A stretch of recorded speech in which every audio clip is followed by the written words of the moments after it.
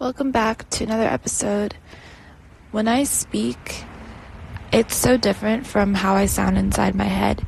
Like, my physical voice is so different than how my head voice is, like in my mind. It's so much slower and it's so much more inefficient. I don't really like it that much. I've been in an introspective state all day, meditating and, what I do. And I think I finally found peace, or like the recipe for peace.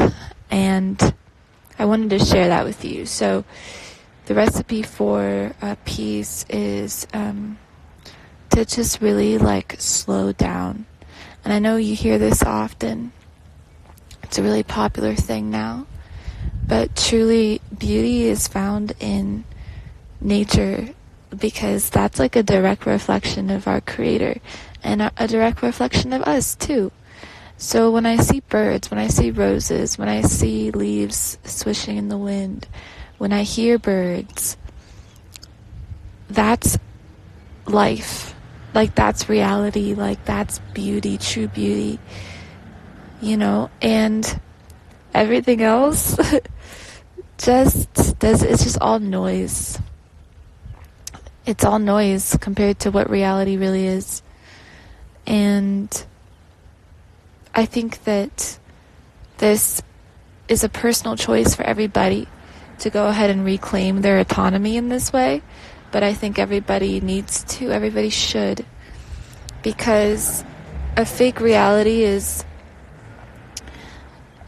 everything that is not that, When I see a lizard running, or a butterfly, that's God, that's reality. That nature is always rejoicing. Nature is always moving, always changing, always peaceful. And of course, things happen in nature, but in the human world, it's a lot more chaotic. Actually, it says in scripture that earth is either heaven or hell, depending on how you approach it and how you live. And when we deal with human beings who are very complicated systems, who are very complicated universes, we tend to forget who we are. So the personal identity should actually be reformed by us, or formed again by us. This is why I'm so adamant about personal conditioning, because if you just think that you are who you are, you spend your entire life in that limited vantage point. It's like thinking that you are a fish in a fishbowl, when really you're a shark, and you're in this ocean of infinity, limitlessness, unlimited possibility. It's we take for granted how important and precious life is. We don't appreciate our existence enough, and this goes for everybody, myself the most probably, because we're always so unhappy. It says this in the Gita as well, that human life is miserable without cultivation of the knowledge of God, without cultivation of a relationship with God, heartfelt relationship, which is what bhakti is. Bhakti is your relationship to God, your loving devotional relationship with God, and this can never be taken from you. It's always within you.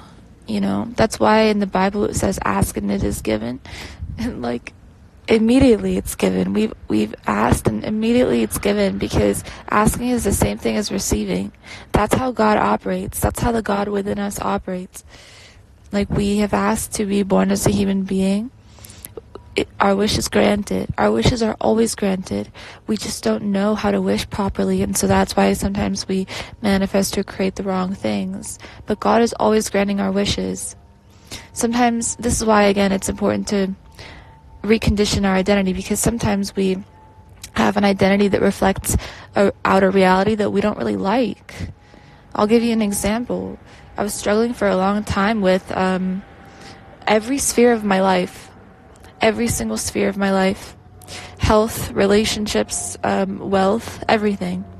And I was stuck. It's like the more I tried to fight it, or the more I tried to get out of my circumstances, things got worse.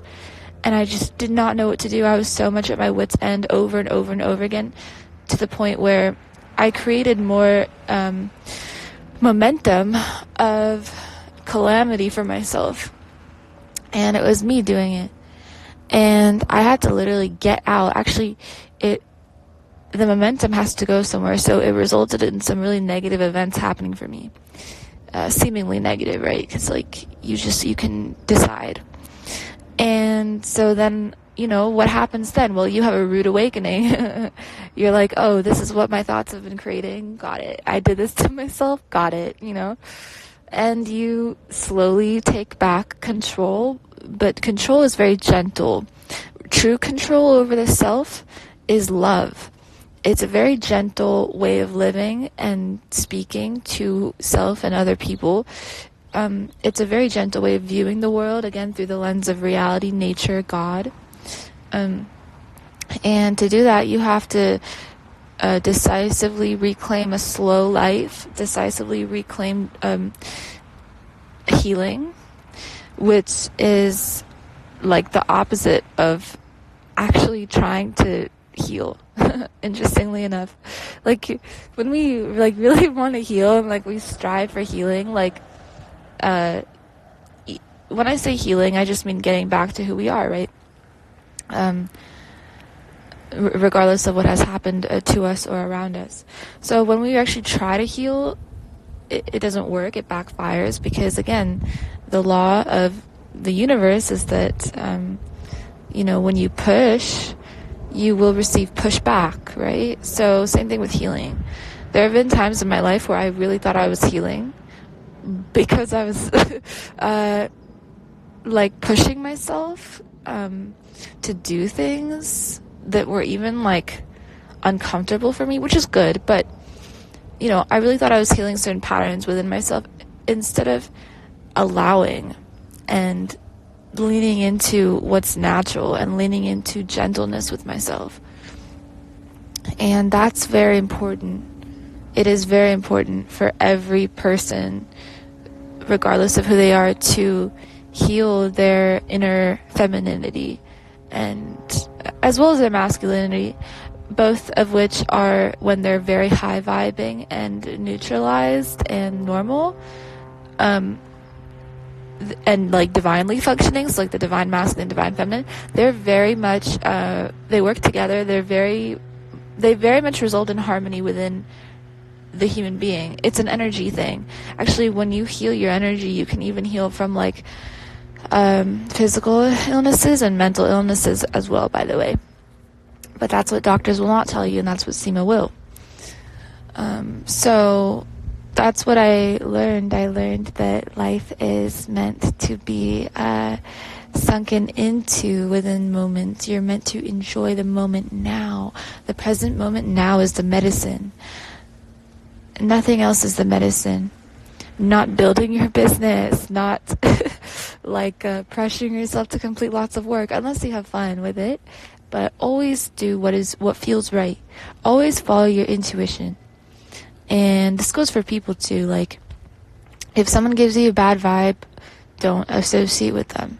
If someone gives you a good vibe, associate with them and try to learn from them, And I've had the opportunity to do that so much in my life, and I'm so grateful, like, for every person I've ever met. And it's beautiful to me because that is true bhakti, like that's true love of God. That's actually, we get tested with our relationships, because it's like, ooh, how much do you really know yourself? How much are you really healed?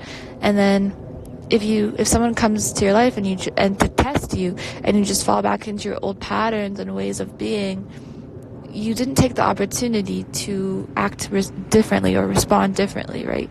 So people come into our life as opportunities, and it's actually such a blessing. Like, every person that comes our way is a blessing.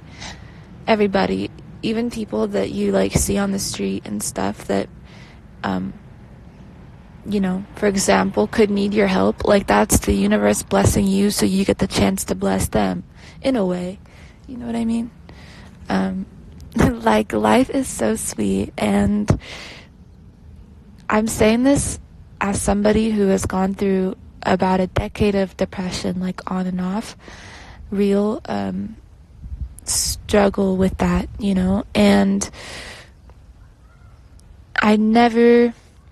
it's like I found it, this realization of how precious life is and how sweet it is, and then it was like ripped from me, and I again fell back into my old patterns of responding to things with burden, you know, not being able to enjoy this present moment, really bearing more responsibility than I needed to, carrying other people's cross, like shrinking myself for other people as well, responding in a way that appeased other people but did not allow for me to be my authentic self. Like, that's all not the vibe, you know what I mean? And so it's important that we do that. So I hope you guys enjoyed this podcast. Thank you guys for listening. I'll talk to you in the next one. Peace.